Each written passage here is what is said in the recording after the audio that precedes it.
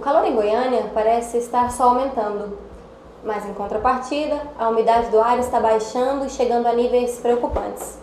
Para entrar um pouco nessa discussão, convidamos a pneumologista, a doutora Fernanda Miranda, para responder algumas questões sobre umidade do ar. Então, doutora, para começar, quais são os principais riscos que o ser humano está exposto na baixa umidade do ar? A baixa umidade do ar, ela afeta principalmente dois órgãos ou dois sistemas do nosso organismo. Um deles é a pele, né? E o outro é o aparelho respiratório. A pele, porque está em contato direto, né? O maior órgão do nosso organismo está em contato direto com o meio ambiente. A mesma coisa o aparelho respiratório, uma vez que esse ar ambiente é inalado e entra nos nossos pulmões. Então, são os órgãos que mais sofrem e que mais desenvolvem doenças com essa baixa umidade. Vou colocar um exemplo. Os umidificadores e os inaladores. Qual é a importância que eles têm em circunstâncias de baixa umidade?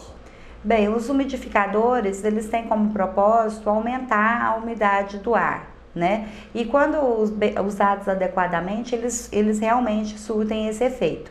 Devem ser utilizados principalmente à noite, no horário de dormir, não podem ser colocados muito próximo à pessoa, para ela não ficar recebendo aquele vapor muito próximo, nem próximo a móveis, a paredes, para evitar o contrário de umedecer demais esses locais e passar a ser um outro problema que também afeta o aparelho respiratório, que é o mofo. E dentro dessa questão de cuidados, além dos umidificadores e dos inaladores, quais outros cuidados podem ser tomados para evitar a baixa umidade do ar? Sim.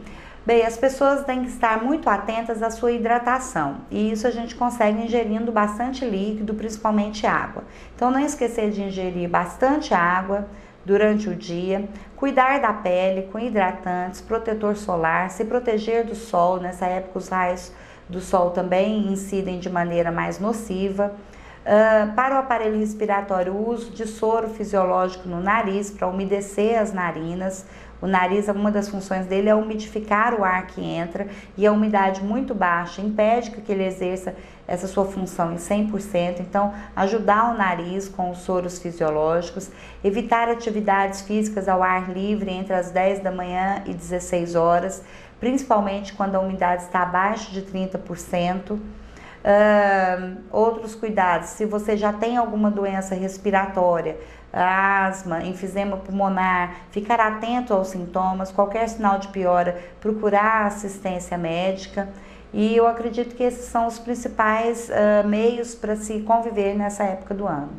Para finalizar, em relação às alergias ou à rinite, como a senhora comentou, existe algum cuidado extra que pessoas que tenham alergia ou rinite ou qualquer outra doença respiratória devam tomar em situações onde a umidade do ar está baixa? Sim, essas doenças elas costumam cursar de formas muito variadas em cada indivíduo, né? Existem desde formas muito leves e brandas até quadros mais graves. A pessoa e o seu médico devem discutir qual é a melhor maneira de se lidar com a doença naquela época do ano. Existem pacientes, por exemplo, asmáticos, que tipicamente exacerbam ou pioram entre crise quando a umidade do ar fica muito baixa. Então ele precisa saber o que ele deve fazer, e isso é o médico dele que vai orientar. Nós agradecemos a colaboração e a presença da doutora Fernanda Miranda e vamos ficando por aqui.